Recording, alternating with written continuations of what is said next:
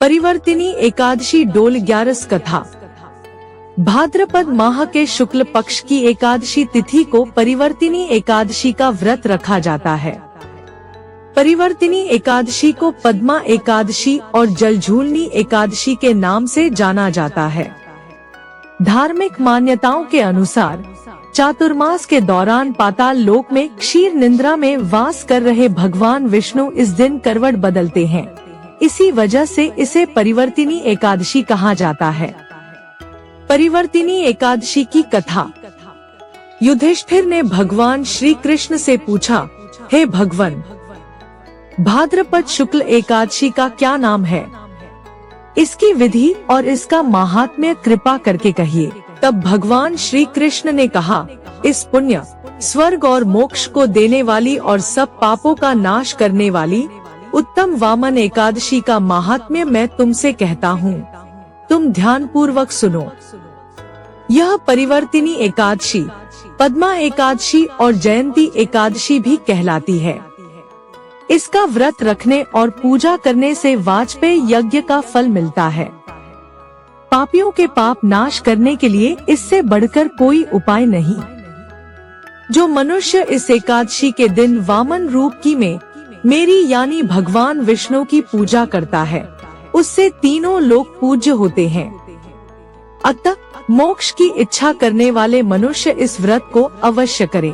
जो कमलनयन भगवान का कमल से पूजन करते हैं, वे अवश्य भगवान के समीप जाते हैं।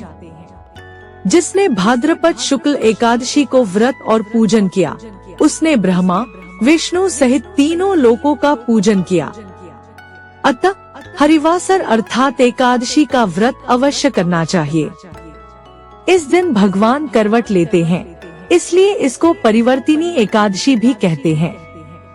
भगवान के वचन सुनकर युधिष्ठिर बोले, हे भगवान, मुझे अति संदेह हो रहा है कि आप किस प्रकार सोते और करवट लेते हैं और किस तरह राजा बलि को बांधा और वामन रूप रखकर क्या क्या लीलाएं की। चातुर्मास के व्रत की क्या विधि है और आपके शयन करने पर मनुष्य का क्या कर्तव्य है, सो आप मुझसे विस्तार से बताइए। श्री कृष्ण कहने लगे, हे राजन, अब आप सब पापों को नष्ट करने वाली कथा का श्रवण करें। त्रेतायुग में बलि नामक एक दैत्य था। वह मेरा परम भक्त था। विविध प्रकार के वेद सूक्तों से मेरा पूजन किया करता था और नित्य ही ब्राह्मणों का पूजन और यज्ञ के आयोजन करता था। लेकिन इंद्र से द्वेष के कारण उसने इंद्रलोक और सभी देवताओं को जीत लिया। इस कारण सभी देवता एकत्र होकर सोच विचार कर भगवान के पास गए। बृहस्पति सहित इंद्रादिक देवता प्रभु के निकट जाकर और नतमस्तक होकर वेद मंत्रों द्वारा भगवान का पूजन और स्तुति करने लगे।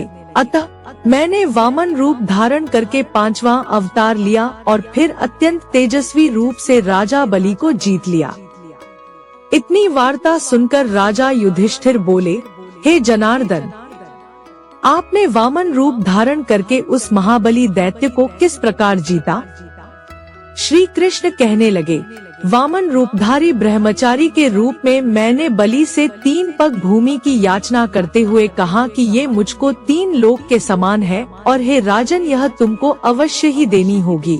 राजा बलि ने इसे तुच्छ याचना समझकर 3 पग भूमि का संकल्प मुझको दे दिया और मैंने अपने त्रिविक्रम रूप को बढ़ाकर यहाँ तक कि भूलोक में पद, भुवरलोक में जंघा, स्वर्गलोक में कमर, लोक में पेट, जनलोक में हृदय, यमलोक में कंठ की स्थापना कर सत्यलोक में मुख, उसके ऊपर मस्तक स्थापित किया।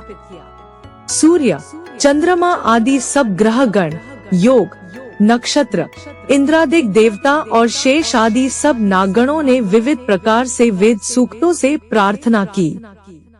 तब मैंने राजा बलि का हाथ पकड़कर कहा कि हे राजन, एक पद से पृथ्वी, दूसरे से स्वर्गलोक पूर्ण हो गए।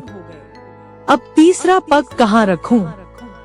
तब बलि ने अपना सिर झुका लिया और मैंने अपना पैर उसके मस्तक पर रख दिया, जिससे मेरा वह भक्त पाताल को चला गया।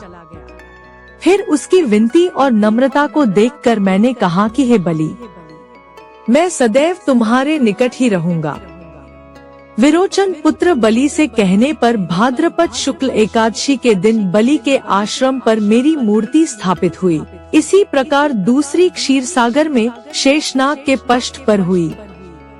हे राजन, इस एकादशी को भगवान शयन करते हुए करवट लेते हैं, इसलिए तीनों लोकों के स्वामी भगवान विष्णु का उस दिन पूजन करना चाहिए। इस दिन तांबा, चांदी, चावल और दही का दान करना उचित है। रात्रि को जागरण अवश्य करना चाहिए। जो विधि पूर्वक इस एकादशी का व्रत करते हैं, वे सब पापों से मुक्त होकर स्वर्ग में जाकर चंद्रमा के समान प्रकाशित होते हैं और यश पाते हैं। जो पापनाशक इस कथा को पढ़ते या सुनते हैं, उनको 1000 अश्वमेध यज्ञ का फल प्राप्त होता है। जय मां एकादशी। जय श्री हरि।